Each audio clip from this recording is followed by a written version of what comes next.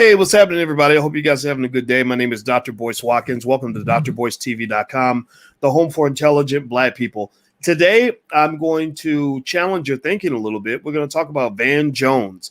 And Van Jones just made an appearance on The View. And during this appearance on The View, Van was caught in a conversation with a woman named Sonny Hostin, who basically said that that Black people see him as a traitor. Black people don't trust him because they feel that he flip-flops on political issues. And they also felt that Van Jones was giving racial cover to Donald Trump by acknowledging some of the good things that Trump did during his presidency instead of defining him in a one-dimensional way.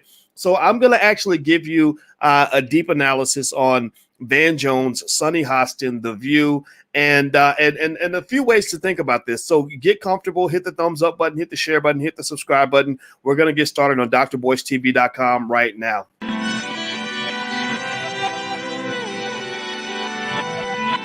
Here we are, clan the isms, cataclysm, great. Our people out here struggling, trying to make it in this state.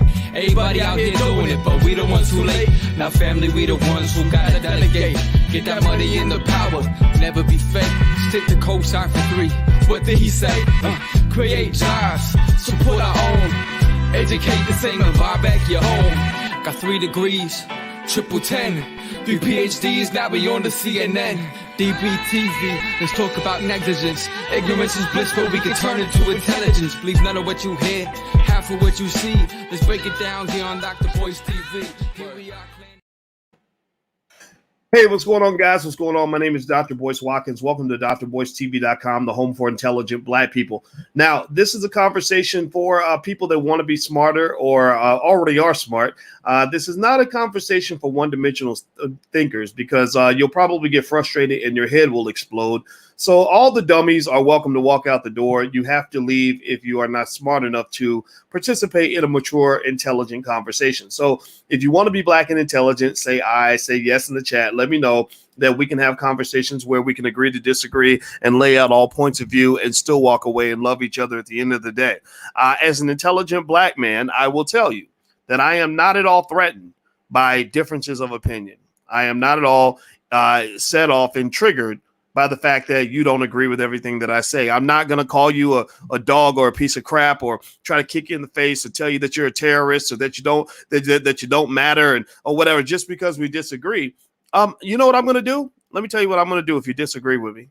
This is going to sound crazy because nobody does this in America anymore. You know what I'm going to do? I'm going to debate you. We're going to have a debate.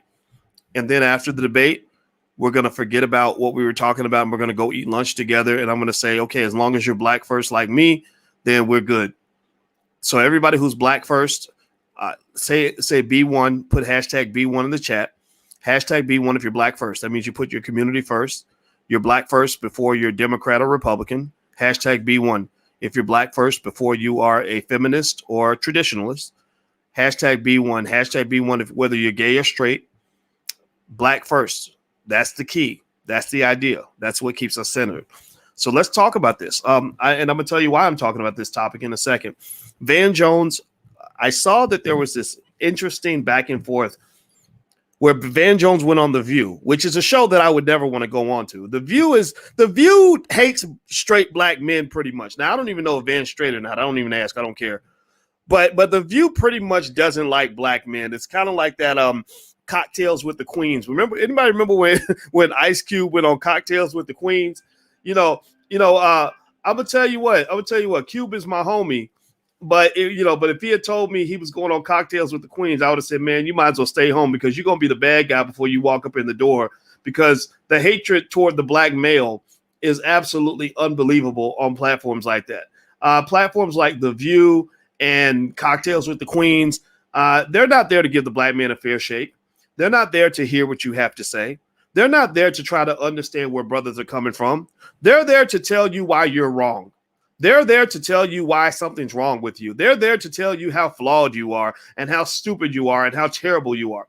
So I'm not a big fan of shows like that. I don't go on shows like, if I was to go on a show like that, I would probably ask them, like, why are you inviting me and what's the goal? Because I'm not here to be your damn punching bag. I'm a Black man. People been trying to punch me for life. And you know what?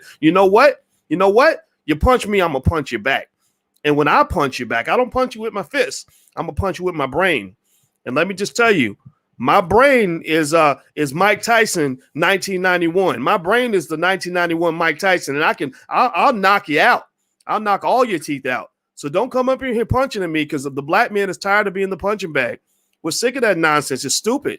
You need to listen to us like you want to listen to everybody else. If you're going to listen to the feminists, listen to the black man. You're going to listen to the gay man, listen to the straight black man too.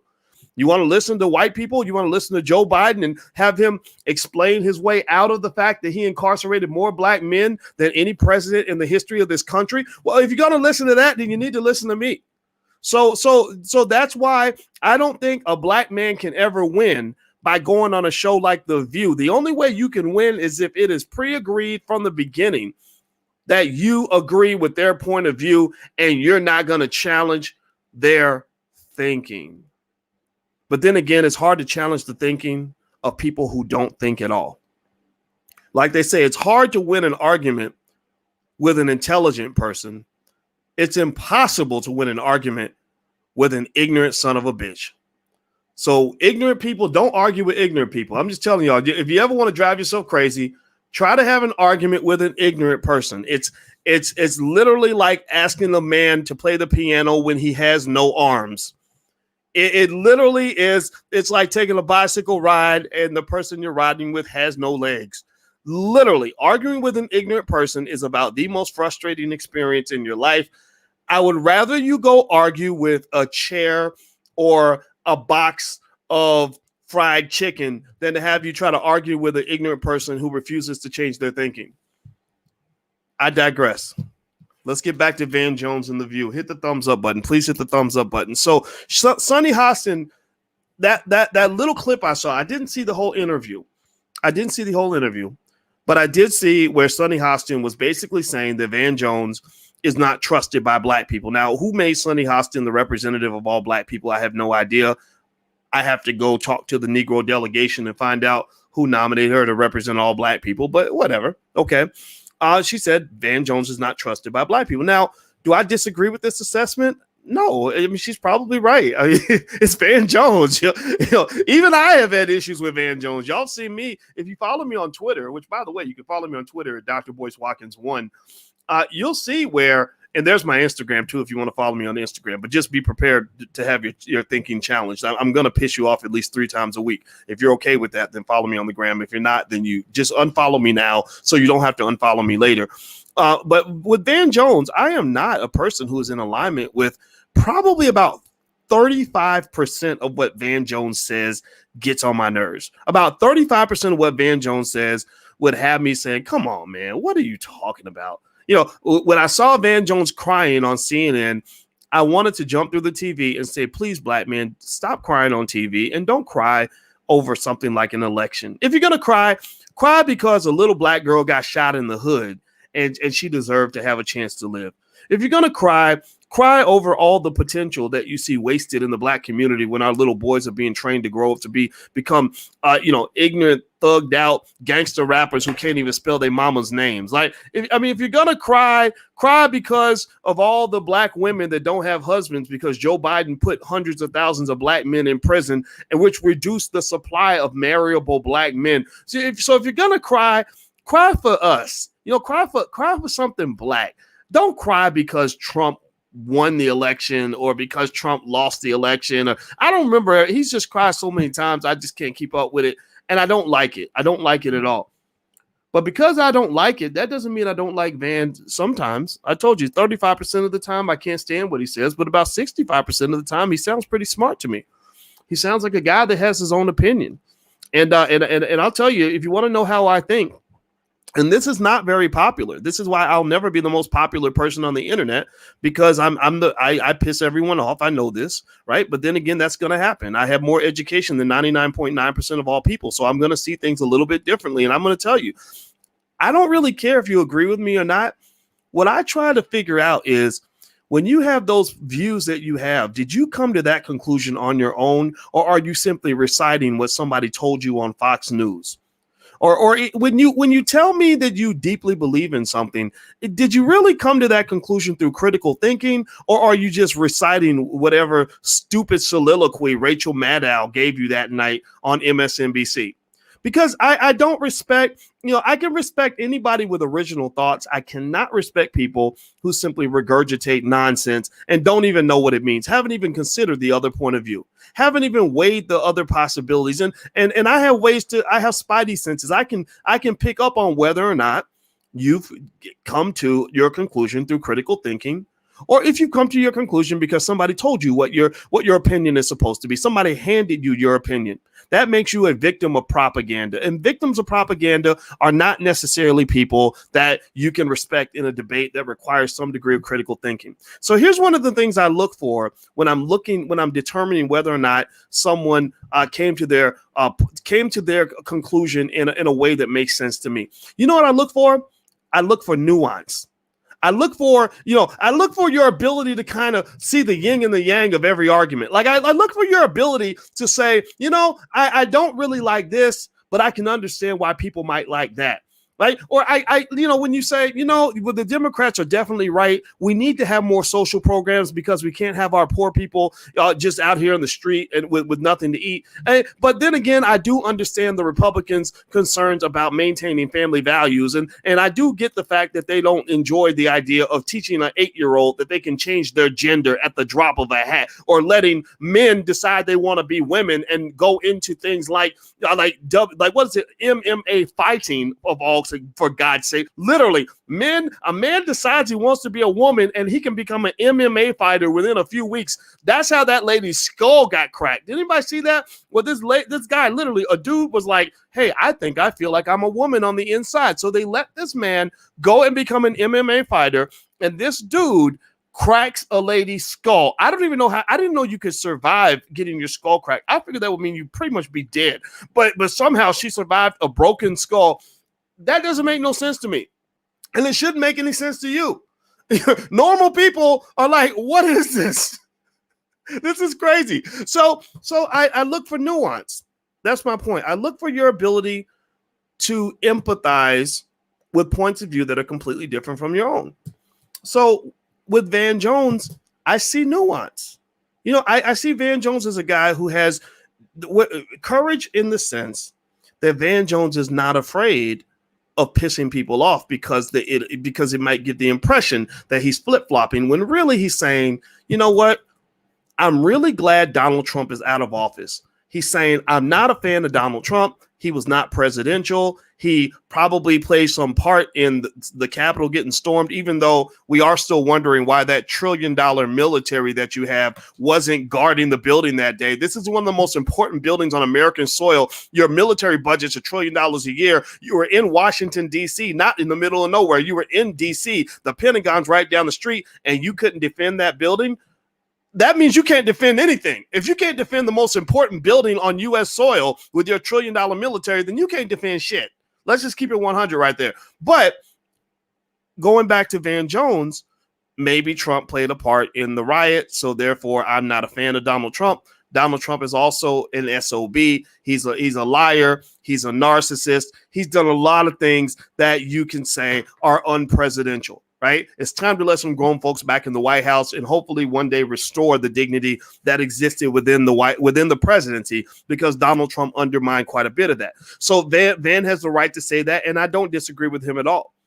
But then what Sonny was saying was that Van was almost like she was saying he's a traitor, because he also said, look, it's not as if the Trump administration never did anything good for black people.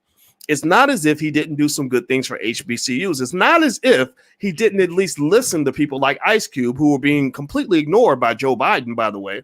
Now there's a claim that Cube is going to go meet with Biden. I'm going to hit Cube up. I'm going to ask him, how did it go? And I hope he'll give me the information. I'm not going to press him for the information. I'm going to assume he's going to share with me what he'd like to share with me.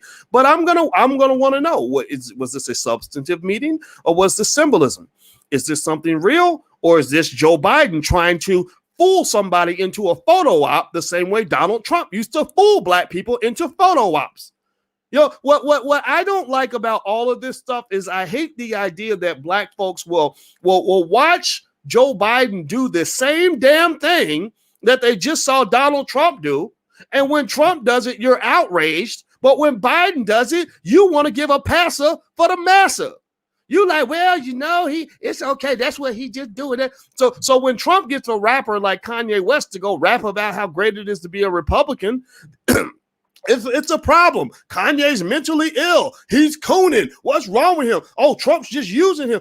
But then when Jay-Z and Beyonce show up and they're rapping about Joe Biden, shake your booty to the Biden, y'all. So booty to the polls, everybody.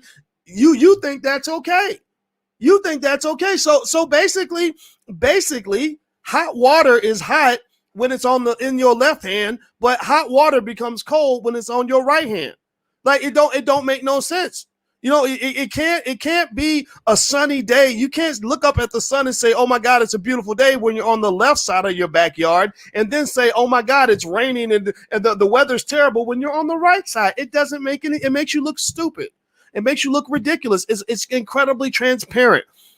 Alicia, I can't tell Alicia she's a beautiful woman on Tuesday and then say you're an ugly bitch on Wednesday. Like, that would be dumb. So what I'm saying to you is that this hypocrisy is kind of ridiculous for everybody, and it's quite crippling for the country. Moving on. Here's the deal. Van Jones was accused by Sonny Hostin on The View today. Remember, The View is a show I would never go on. It reminds me of when I was invited on Don Lemon's show. And I knew Don Lemon was setting me up because Don Lemon don't like my butt.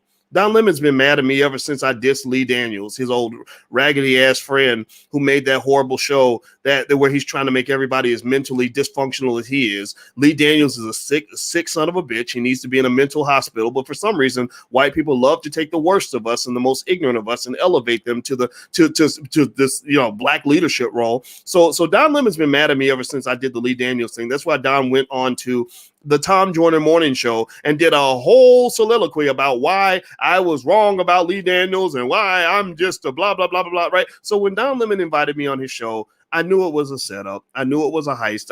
The only reason I went on was because I knew that whatever he was throwing at me, I could handle it. So what Don Lemon did deliberately, this is deliberate in my view, is he set up an interview where it was me against three people who all disagreed with me. And I've seen that happen. That's what CBS also did the same thing when they had me on to talk about why college athletes should be paid. They had me on as the one crazy guy who said, yeah, if somebody does a job, you should pay them. And then they literally had 6 people after me who disagreed with me to give the impression. This is how propaganda works. This is what I'm explaining how propaganda works. A lot of you are victims of propaganda. You don't even know it. Some of you are just mad at me because you don't even understand how you've been brainwashed. But propaganda works by basically making you feel that your opinion is in the minority. So CBS, when they called me in my office in Syracuse University in 2006 and said, we want to do a special right before the Final Four to talk about why college athletes should be paid, I smelled bullshit right off the jump. I knew right off the jump that this was some BS, but I did it anyway because I wanted that view to get out there. Now, paying athletes is not such a big deal. But 15 years ago, it was this radical, insane concept. Oh my God, the idea of actually compensating someone for their labor. Lord have mercy, Jesus, the world's going to fall apart. But yet you still got, $10 million a year to give that white man, but you can't pay these brothers putting their lives on the line. Anything. You can't even give them enough money to give their mama a place to live. But yet you got this white man flying into games on private helicopters, and he's got a yacht and a beach house and all this. Get out of here with that nonsense. What's wrong with you? So anyway, my point is to say that the way propaganda works is they try to give the impression that some opinions are highly unpopular even when they are not. That's the point I'm making. So when Don Lemon had me on, I knew what he was doing. He was basically trying to drown out my perspective by having 3 people on there that completely disagreed with whatever we were debating. I forgot what it was. I can't remember. I think it was about how entertainment is screwing up black people. And the 3 people that were there were all basically telling me that wasn't true. But the reason I did it and I felt completely comfortable with it is because, again, I told you, my brain, I don't have an ordinary brain. I have complete confidence in my ability to think critically. And basically I can take on 3 average ass people that you have that are disagreeing with me because I'm not not threatened by disagreements of perspective. And also, I pretty much know that if I have truth on my side and my facts laid out and I've critically thought through an issue, I could probably chop you up, break you down, and spit you out, even if there's 3 of you. I don't really care. So the point that I want to dig into on this is this. Look, when you're talking about the voice of the black male in America, black men are not heard. Black men are not heard. Black men are not heard. Straight black men are not heard. I met a young brother at an event when I was in Texas. And this brother, he was 19 years old, and he came to my event. He was younger than most people that usually come to my events. Usually the people are a little bit older, more mature. They're kind of ready for something different. That's why they show up. And this kid, he followed me around, and he kept on asking me questions and wanting to talk to me all day. And eventually I turned and I just had a little conversation with him because I could tell he really wanted my attention. And he told me that he was a student at Stanford. And he said that the reason that he had to come meet me was because he was in high school. He was a football star. He was a star of the football team. He was very popular. He had been accepted to Harvard, Yale, Stanford, all the big top universities, and he was very popular amongst the white kids. He said, but then he had a white girlfriend who accused him of rape. And this girl, according to this kid, he said that she was out of her mind. He said, I would never rape anybody, and I was trying to prove my innocence. He said that what happened, though, was that all of his white friends abandoned him. All of his white friends pretty much assumed he was guilty because they're like, well, she's a white woman. Of course she's not lying, right? Because people believe white women can't tell a lie. And he said the only people that stood by him were the black women. That because he was actually an actor. He said the black women that were in the play were the only ones who believed me or gave me a chance or even listened to me, even heard me when I tried to tell people that I was innocent. I don't know it. He's like, I don't really know how to prove I didn't rape somebody. I just know that it tarnished my reputation and it traumatized me. And so what was interesting is that I thought about this poor kid and the trauma he went through and the fact that no one can hear a black man's trauma.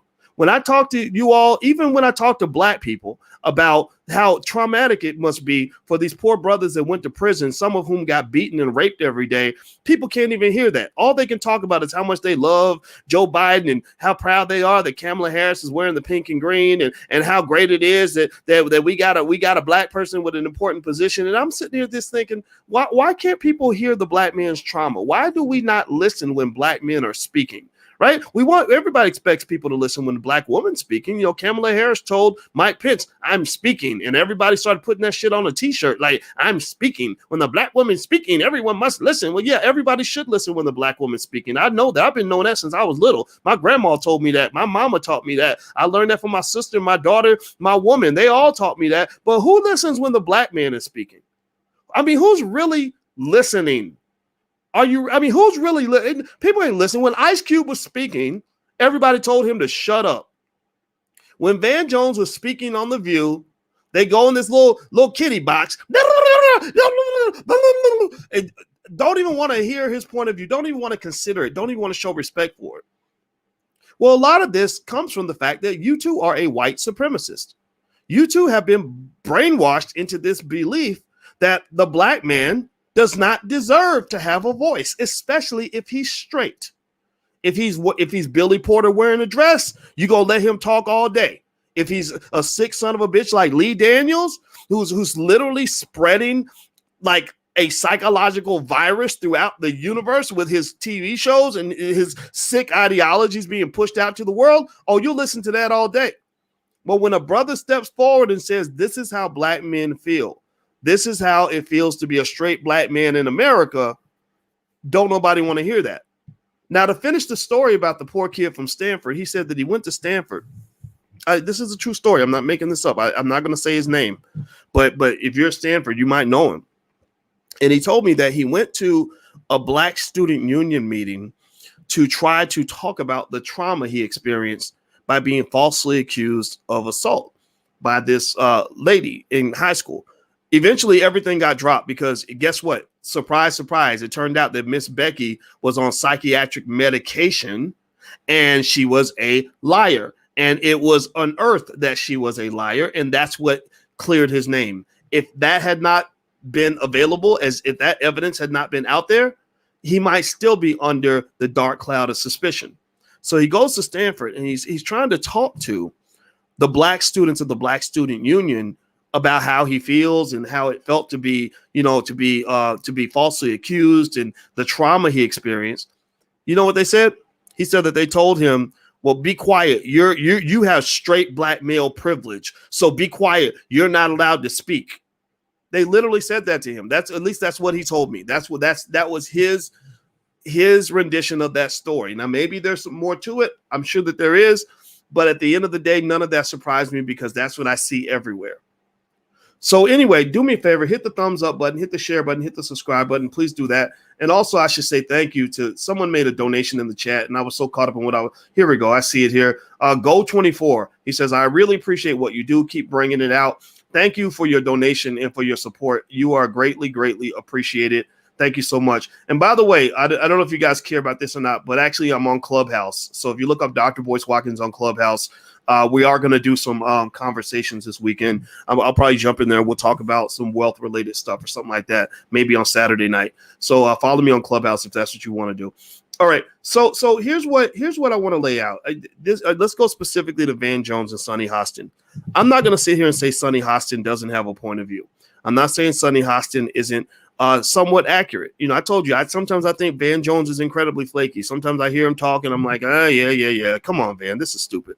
Right. But then there are times where I listen to him carefully and I say, actually, he's right about that particular point. And so this is not about whether Van Jones is a good person or a bad person. I'm not here to tell you that. It's about whether or not people are allowed to be heard, whether nuance is allowed, or whether you have to be a one-dimensional thinker where everything has to be black or white. There are no shades of gray. And so Van Jones's comment to say, look, Trump is a terrible guy in many ways. He shouldn't be in the White House. I'm not a fan of Donald Trump. But then to say there are some areas where the Trump administration actually did a couple of good things, that doesn't make him treasonous or traitorous unless you're in a war. Now, if you're in a war, then that's different, right? War is different. War is all about one-dimensional loyalty toward one side or one ideology at all expense. So to some extent, I'll go to war for my family. Let me just explain it like this. I will cross every ethical boundary, every legal boundary necessary to defend my woman, defend my children. So let me just break it down like this. If my woman came home with a dead body in the trunk and said, baby, I can't tell you what happened, but I had to kill her. You know what I would do? I would not call the police. I would not tell her she needs to turn herself in. I would not chastise her too much until after we buried the body. I would make sure that we got that body buried so that my baby don't go to jail. So when it comes to that type of thing, I will go to war to defend my family. I don't know if anybody agrees, but that's where I'm at. So when it comes to situations like that, when it comes to war, defending things that I really believe in, the things I must protect, then I will do that. I will tell every lie known to man to make sure my babies are safe. Period. I might even rob somebody if I had to do it to make sure my kids could eat. That's just who I am. Sorry, maybe I'm a bastard too. I don't know. But here's some things I will not go to war for. I will not go to war for the Democratic Party. I will not go tell a lie for the Democrats. I will not reduce myself to a one-dimensional soldier who's only thinking about winning at all costs for the Democrats. I just won't do it. I won't. I don't have a dog in that fight. I think that what I see is when Sonny Hostin says that Van Jones is giving Donald Trump racial cover. Those are the words she used. She said, you're giving Donald Trump racial cover by mentioning things that he did that weren't so terrible. She doesn't understand. Actually, you're also giving Joe Biden racial cover for the mass extermination of hundreds of thousands of black people. So do you understand that as quick as you're accusing Van Jones of giving Donald Trump racial cover, he's not a Trump supporter. He's made that clear. But for some reason, you think he's giving Donald Trump racial cover because he doesn't hate the man in every single context. Well, guess what? You're giving Joe Biden racial cover when you're taking a man who exterminated more black people than Hitler ever did, and you're acting like he's your motherfucking savior. Well, I'm sorry. You sound stupid. You sound crazy. You sound ignorant right now. You sound like a Klansman right now.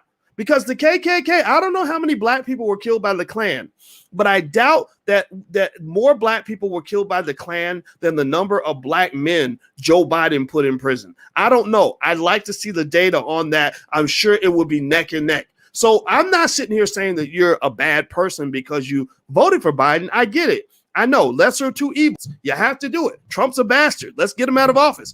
Cool. But stop acting like the lines of racial boundaries are drawn by the Democrats and the Republicans.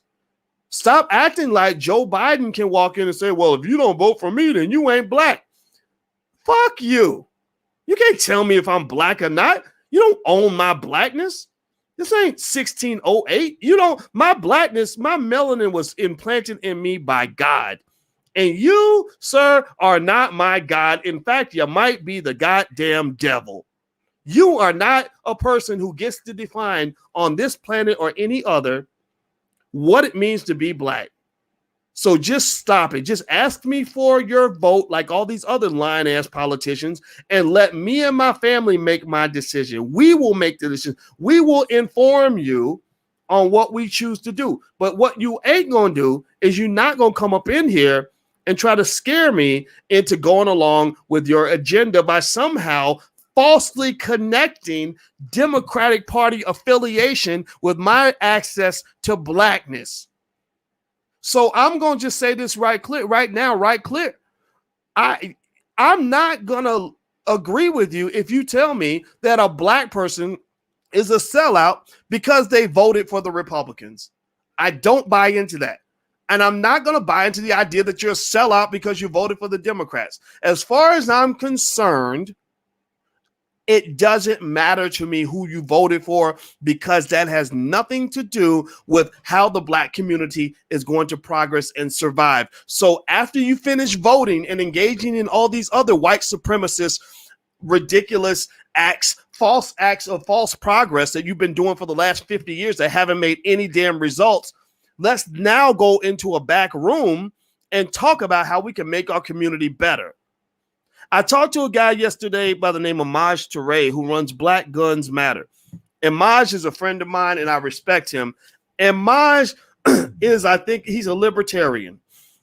But you know what? A lot of Republicans like Maj too, because he likes to talk about guns and he believes that people should be strapped. And I don't doubt that either, because I'm gonna tell you what, ever since they started having all those riots and chaos this summer, a lot of your police departments have quit. They quit on the job. Nobody wants to be a cop now. By the way, no one wants to be a cop because somehow we let them talk us into believing that every single cop was always bad. Well, guess what? Now carjackings have gone through the roof. Did y'all know that? Give me a yes or no if you knew that, if you read this. Homicides have shot through the roof. You do know that, right? And you do know that if somebody walks up in your house with a strap ready to shoot your whole family in the head and take all your stuff, who are you going to call? Ghostbusters? Who are you going to call when somebody sees your wife idled at a red light, or your girlfriend or your daughter, and decides to run up on her with a gun and yank her out of the car? Who are you going to call? You're going to call the police. So I'm telling you that when you get carried away with what white folks are doing, you're usually not going to win as black people. It reminds me when I was young and my father, who was a cop, used to tell me, he used to warn me about following behind my friends. And he said, here's what I see all the time. A little black boy have a group of white friends, and they'll all go do dirt together. They'll all go and, break the law, steal something or whatever. He said, then we start interrogating them. And the black kid will be like, man, I'm not going to snitch on my homies. I'm not going to snitch on my friends because I'm not no snitch. He said, now he was probably overgeneralizing, but he claimed that half the time the white kids would get scared and they would be like, here's who did it. I didn't do nothing, but he did this and he did this and he did this and he did that. He said, then the black kid goes to jail. Now the white kids, either they snitch quick and get out of the situation, or their parents are picking them up that night and they get to go home.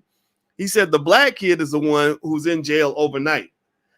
And so what's the moral of that story, boys and girls? The The moral of the story is that when you get caught up in thinking that you white, because you ain't white. I hate to tell you this, but some of y'all don't know this, but you ain't white.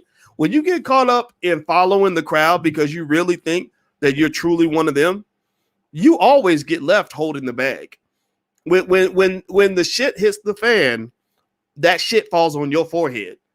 And I'm just saying to you that you can do what you want to do. I don't really care. I told you, I'm not threatened by disagreements in perspective. If you think if Joe Biden is your hero, then I don't care. Okay, go do it. If you're proud of the pink and green of Kamala Harris, then that's cool. But I'm not really paying attention to that. I want to hear what your plan is for the empowerment of the Black community.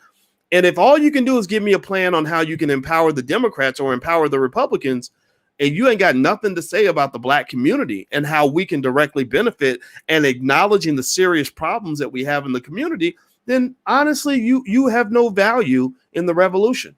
You're just doing what everybody else is doing. There's nothing special about anything that you're saying right now. So here's the deal. When you talk about what happened with Van Jones and Sonny Hostin, and I hope my point is made clear on this. Sonny has a right to say whatever she wants about Van. She can even accuse him of giving racial cover to Donald Trump by simply giving a more nuanced perspective on Trump. But again, I think it's equally criminal to give racial cover to Joe Biden, because you can't convince me that Biden is the good guy and Trump is the bad guy. The best you can do for me is to say that Trump was the really bad guy and Biden was the pretty bad guy. That's the most solid I'll give you.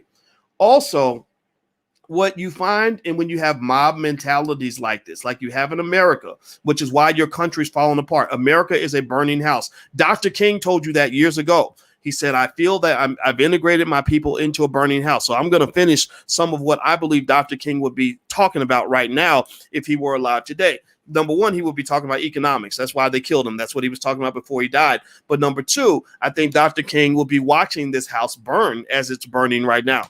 In the summertime, you're getting buildings burned down all throughout America. In the wintertime, white folks are storming the Capitol and all this chaos is happening. It's because you're living in a divided country and you're in a burning house. So in that burning house, in the middle of this civil warfare and this class warfare that is occurring in America, what tends to happen is the mob mentality eventually takes over.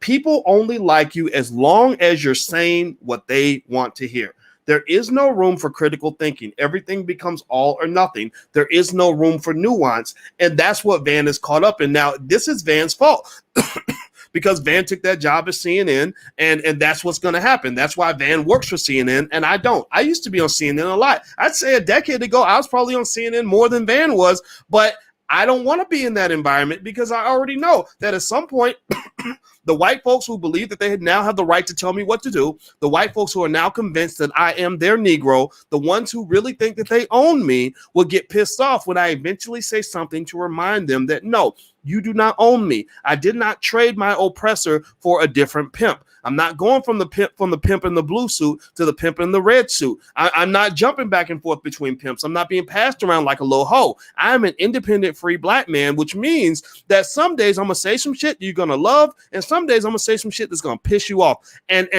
that's the thing I think most directly correlates with the idea of freedom.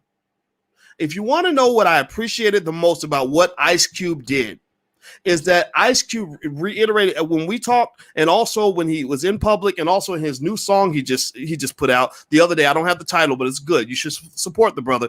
Is he made it clear that he's not out here trying to be affiliated with nothing but black folks. That literally, like I'm not affiliated with no Greek letters. I'm not affiliated with the royals, as he called them, or the black elite. I'm not showing affiliation with the Democratic or Republican Party. I am B1. I'm affiliated with blackness and all things that empower the black community. That's how you keep things real simple, because you don't live in a country that allows for freedom of speech and thought and expression, because in the midst of mob behavior, which is what you have now, you see a mass reduction in intelligence and critical thinking. People don't see nuance anymore. everybody's either an attorney or a prosecutor. If you go in the courtroom, pay attention. If you ever go in the courtroom, the lawyer, the defense attorney is never going to say anything that will indict their client. So they're not looking for truth. They're trying to win. They're trying to tell any lie that they can tell that will help them win. The prosecutor is not looking for any information that might exonerate the person they're seeking to prosecute. They are trying to win. They will do what they got to do to try to win. They will twist everything. They will lie. They will exaggerate. They will show bias in every single statement that comes out of their mouth because they're trying to prosecute. Well, that's how you know that really the truth probably lies somewhere in the middle. The smartest person in the room, the fairest person in the room is usually the judge. The judge is the one who says, okay, let me hear your bullshit and let me hear your bullshit. And then after I go through all the bullshit, I'm going to dig in and find the real shit. I'm going to go through, sift through all the bullshit you're feeding me, and I'm going to go in here and find the truth. And I think that when you're talking about Democrats versus Republicans, the defense attorney against the prosecutor, where everybody's the Democrats have their bullshit, the Republicans are throwing out their bullshit. Well, what you got to do is you got to sift through the bullshit to find the real shit. And so if you want to know where I'm standing in terms of this particular space in this platform is I'm not here for the bullshit, man. I'm here for the real shit. Because remember, I'm a mathematician. And in mathematics, you can't solve a real problem with bullshit. You garbage in, garbage out. If you throw a bunch of bullshit into an equation, you're going to get bullshit on the other side of that equation. And in the Black community, we ain't got time for bullshit. Because we got real problems to deal with. We in some real shit as Black people. We got real stuff we got to deal with. We have to really solve the problem and not just pretend to solve the problem. We have to have substance over symbolism. We have to have things that are authentically connected to helping us seek the solution that we desire. Because if you don't do that, you're going to get another 60 years of exactly what you've been getting for the last 60 years, which is a big pile of lies piled onto another big pile of lies with some illusions mixed in the middle and all this pretending that you're actually solving the problem when the problem has actually gotten worse. If I am dying of cancer, I need treatment for cancer. You can't go and give me a bunch of vitamins and some Skittles and or tell me that if you drink lots of Kool-Aid, it'll cure your cancer. And then I start getting excited thinking that my cancer is really cured. And next thing you know, I'm dead. I need to find out what the real remedy is. And I'll tell you a little story to help you understand the gravity of what Black folks are dealing with and why you ain't white. I know that's a shock to some people. Like they believe in this whole idea that somehow we'll integrate and no one will ever notice that you're Black anymore and they're going to love you as much as they love themselves. Well, if that's the fantasy you're buying into, then this is not the platform for you. Again, I'm into real shit, not bullshit. Let me tell you a real story about what happens when you don't get to the root of a problem and actually solve it. I have a friend, and when she was in high school, she started about 10th grade. She started to lose her vision, and it was going away slowly but surely. And so her mother took her to the doctor, and the doctor said, "You have this degenerative thing going on with your eyesight, and if it continues, then you're eventually going to go blind." And so, but here's the thing: her mother was super religious. Her mother didn't trust doctors or the diagnosis or the medications or anything. So her mother said, "No, we got this." So her mother said, "Here's what we're going to do. We're going to pray twice a day, every day. And we're going to go to the pastor, and the pastor's going to lay hands on you and sprinkle you with holy water and have you read the Bible. And we're going to have Jesus heal your condition." So rather than getting the medication, she had her daughter pray her way back to health. Well, you probably know how this story is going to end. The daughter's eyesight got worse. She got to where she could only see in one eye. Then she got to the point where even in the good eye, she could only see 20% of the time. Then it was 10%.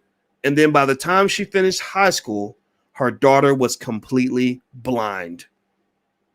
And now this young lady is in her 40s and she has lived 25 or 30 years in complete darkness, all because her mother wasn't open to what was really going on. She chose, unfortunately, and I'm not criticizing her mother at all, because I don't even know if she's going to hear this podcast, and I'm not making fun of my friend at all. It breaks my heart to hear that story. But, you know, when there's a penalty when you focus on symbolism and you ignore substance. There's a penalty when you focus on the lie and you don't actually focus on the truth. I'm not saying there's anything wrong with praying to Jesus, but while you're praying, you might want to also listen to the doctor who tells you that after you pray, you need to go take this medication so that your prayers can really be answered by the medication that Jesus sent you. So for Black folks, you have been going blind for 50, 60 years. You have been in the dark for a very long time. Your communities are falling apart. Your children are being worse educated every single year. Your wealth is dropping down to negatives. And the whole time you have been sitting around thinking that the Jesus that you're praying to in the Democrat or Republican parties is going to solve the problem. And eventually you're going to hit a point of no return where even your votes won't matter, because Joe Biden's number one objective was to legalize 11 million immigrants so that he don't have to listen to your black ass no more. Right? He's going to legalize enough people. He's going to bring in enough side chicks that he ain't got to listen to the main chick anymore. He's tired of hearing your big mouth talking about you want reparations and you want this and you want that. He ain't going to have to listen to none of that in about 10 years. Black of the Democratic Party anyway. Biden probably won't be here in 10 years. I ain't going to lie. That man's pretty frail. But you get my point. So I'm just here to talk to people that really want to solve problems. You know, and I'm going to tell you, last time I checked, you can't solve a problem if you only see what you want to see. In order to solve a problem, you got to also see the truth. And so is Van Jones a guy that gives you the truth? I mean, maybe sometimes. I'm sure he has his own biases. Again, Van Jones is not a perfect example. Van has his many, many shortcomings, believe me. And I see them all. But also you can bet your ass that if I'm really trying to solve a problem, I want to hear from a Van Jones because I'd like to hear that point of view. You can bet your butt that if I'm trying to figure out what's going to work in the Black community in terms of solutions, I'm going to listen to my Democratic friends and I'm going to listen to my Republican friends. I'm marrying a woman who's a social worker. She thinks very differently from me when it comes to things like economics and general policy. I listen to her because I know that the solution does not completely exist within the realm of what I know and understand and can appreciate. So if you ever want to become a smarter person, here's a little tip. Remember, this goes back to you. This is Dr. Boyce, Uncle Boyce, Teacher Boyce talking to you. This is a little piece of advice, a little thought. You don't have to take my advice, though. I mean, if my advice is stupid, then who cares what I think? But one thing that our children do, our 13-year-old told me that they were doing a debate at school. And in this debate, the teacher required them to argue the debate from one side and then be equally diligent at arguing the debate from the opposite side. And I thought that was a wonderful exercise because it allows her to gain something that Americans have lost, which is empathy, which is the ability to see things from the shoes of your adversary. Why is that important? Why is that great for both intellectual purposes and for strategic purposes? It's because, look, if my goal is to find the truth, then I'm going to get closer to the truth by hearing multiple points of view. Now, also, simultaneously, if my goal is to kick your ass and destroy you as my enemy, then guess what? It's easier to destroy the enemy if you understand exactly what the enemy's thinking. It's easier to go and attack an adversary if you know exactly where the adversary stands and what matters to the adversary and why, and what all their motivations are. Right. So whether you're trying to seek truth, which I hope that that's what we're going to use this for. I hope you use this superpower for good and not evil. But whether you're seeking truth or trying to win a battle, you're always better off by hearing all points of view instead of only hearing what you want to hear. People who are blind, deaf, and dumb, they're just blind, deaf, and dumb. And I never seen a situation where a person benefits by being blind, deaf, and dumb unless you're living in a fantasy world. So that's my 2 cents on this Van Jones thing. I don't know what anybody thinks about this. I kid you not. I saw a couple of your comments, but I didn't see them all, because on a situation like this, I have to admit I don't give a fuck if people agree or disagree, because it's okay if you disagree. Like, it's truly okay. So that's what it is. All right. So anyway, I'm out of here. If you want to hear what black men think, we have the Black Boss channel. The URL's right there on the screen. Jeff Lightsey Jr. and a lot of really smart brothers on there. We're also doing brothers on stocks. They have brothers that do things related to health, politics, sports, everything. So the blackbosschannel.com. Remember, I told you guys that we have to listen when black men are speaking on that channel. That's where black men are speaking. So I hope you'll subscribe and support. And also, if you're into financial stuff, financialjuneteenth.tv.com. That's a place where we do financial stuff. So we do a lot of conversation on a lot of different issues, and I hope that this helps the community. I hope this helps you a lot. So I'm out of here, guys. Have a good day. Thank you for listening, and I'll see you soon. Peace.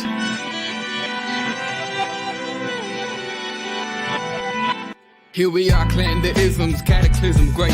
Our people out here struggling, trying to make it in this state. Everybody out here doing it, but we the ones who late. Now family, we the ones who gotta delegate. Get that money in the power, never be fake. Stick to cosign for 3. What did he say? Create jobs, support our own. Educate the same and buy back your home. Got 3 degrees, triple 10. 3 PhDs, now we on the CNN. DBTV, let's talk about negligence. Ignorance is bliss, but we can turn it to intelligence. Believe none of what you hear, half of what you see. Let's break it down here on Dr. Boyce TV. Here we are.